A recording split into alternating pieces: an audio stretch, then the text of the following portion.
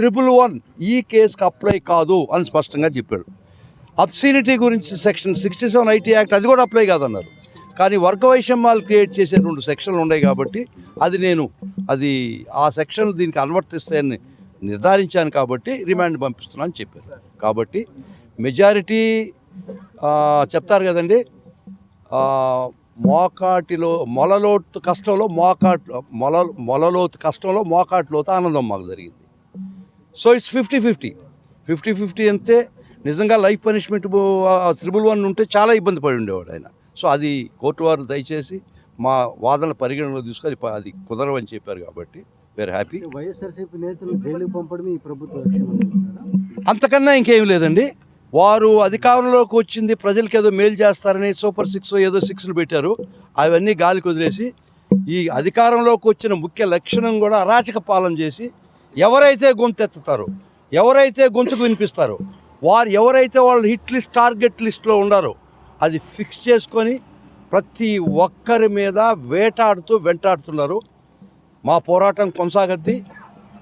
ఖచ్చితంగా అది ఎవరు ఏ కార్యకర్త గారి నాయకుడు కానీ భయపడాల్సిన అవసరం లేదు.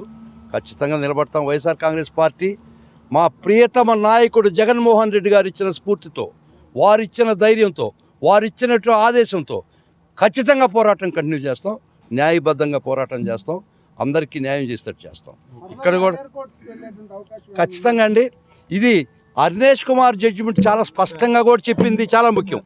ఈ 5 సంవత్సరాల లోపల పనిష్మెంట్ ఉండి కోర్టు వారు కానీ రిమాండ్ చేస్తే ఆ కోర్టు వారు కంటెంప్ట్ కింద వస్తారని కూడా చెప్పింది జడ్జిమెంట్లో. 5 సంవత్సరాల లోపల పనిష్మెంట్ ఉంటే మీరు రిమాండ్ చేస్తే ఆ రిమాండ్ చేసిన కోర్టు కూడా కంటెంప్ట్ కింద వస్తుంది. అర్నేష్ కుమార్ చాలా స్పష్టంగా చెప్పింది. అయినా కూడా సుప్రీంకోర్టు తీర్పు ఆ విధంగా ఉండినా కూడా, మా వాదనలు ఆ మార్గంలో ఉండినా కూడా ఆ గౌరవ సుప్రీంకోర్టు వారి జడ్జిమెంటు తీర్పును పరిగణలోకి తీసుకోవడం చేయలేదు. మరియు మా వాదనలో కూడా ఆ 2 విషయాల్లో పరిగణలోకి తీసుకోవడం జరగలేదు. ఖచ్చితంగా 5 సంవత్సరాల లోపల ఏ కోర్టు కూడా రిమాండ్కి పంపిస్తే ఆ కోర్టు కంటెంప్ట్ కింద కూడా వస్తుందని జడ్జిమెంట్లో ఉంది. మాకు ఉండినటువంటి న్యాయంలో అన్ని మార్గాలు అన్వేషిస్తున్నాం. ప్రతి మార్గం కూడా మేము ఏది వదలం, అన్నీ చూస్తాం.